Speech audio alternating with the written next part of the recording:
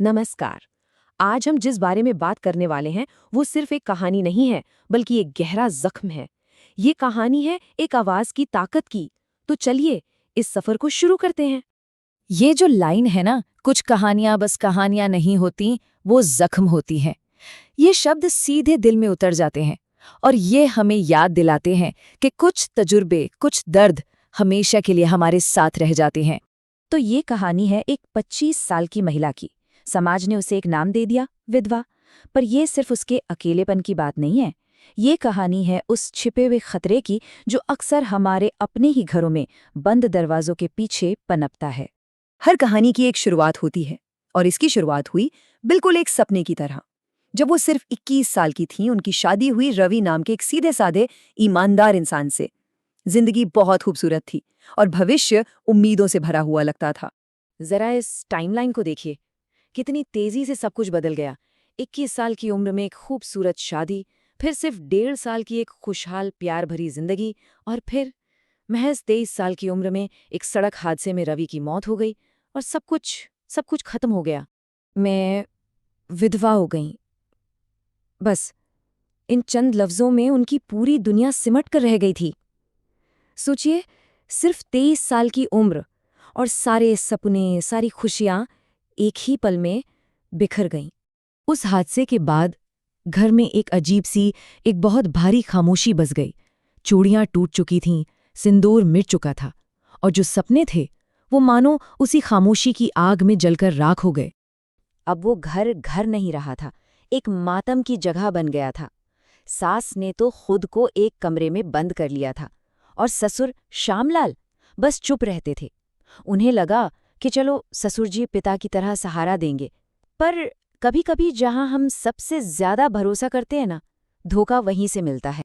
और बस यहीं से कहानी का सबसे डरावना, सबसे खौफनाक मोड़ शुरू होता है।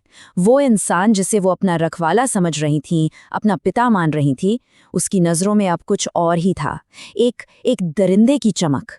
ये समझना बहुत जरूरी है कि ये सब अचानक एक दिन में नहीं हुआ, ये धीरे धीरे हुआ। इसका एक पैटर्न था।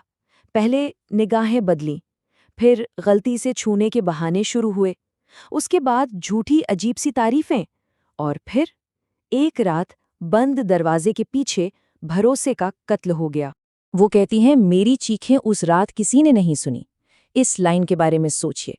वो चीखें सिर्फ दीवारों से नहीं टकराई थीं, वो पूरे समाज के कानों तक पहुंची थीं, पर सब बहरे बने रहे। सबने सुनकर भी अनसुना कर दिया। लेकिन कहानी यहाँ खत्म नहीं होती। असल में कहानी तो यहाँ से शुरू होती है। ये कहानी है उस पल की जब एक टूटी हुई आवाज ने फैसला किया कि बस अब और नहीं, अब ये चुप्पी टूटेगी। और जानते हैं उन्हें चुप कराने के लिए कौन सा हथियार इस्तेमाल किया गया? वही पुराना घिसा पिटा हथियार, घर की इज्जत। गांव वालों ने कहा, चुप रहो, इसी में घर की इज्जत है। मतलब उन्हें अपनी आत्मा और एक खोखली इज्जत के बीच में से किसी एक को चुनना था। और उन्होंने चुना।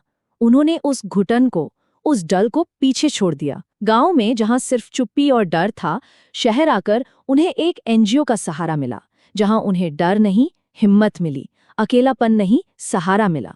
और सबसे बड़ी बात, चुप्पी की जगह उन्हें अपनी आवाज वापस मिली। तो जब आवाज वापस मिली, तो उन्होंने अपने सफर को एक नई मंजिल दी। उन्होंने फैसला किया कि वो अपने जख्मों को अपनी ताकत बनाएंगे, और उन्होंने कलम उठाई। हाँ, कानूनी लड़ाई हुई, शिकायत भी दर्ज की गई, लेकिन सबूत नहीं थे। तो जो मुजरिम था वो आजाद घूमता रहा। अदालत से इंसाफ नहीं मिला। पर तब उन्हें एक बात समझ आई कि असली इंसाफ सच बोलने में है, और उनकी कलम वही उनका सबसे बड़ा हथियार बन गई। और ये उनकी असली जीत है। उनकी जीत अब इस बात में नहीं है कि किसी को सजा मिले, नहीं। उनकी जीत इस बात में है कि जब कोई और लड़की उनकी कहानी पढ़ती है तो उसे बोलने की हिम्मत मिलती है। हर एक चुप्पी जो टूटती है, वो उनकी एक जीत है। तो ये कहानी हमें एक सवाल के साथ छोड़ जाती है। एक अकेली आवाज आखिर कितनी चुप्पियों को तोड़ सकती है? एक छोटी सी चिंगारी कितने घने अंधेरों को मिटा सकती है? सोचिएगा जरूर।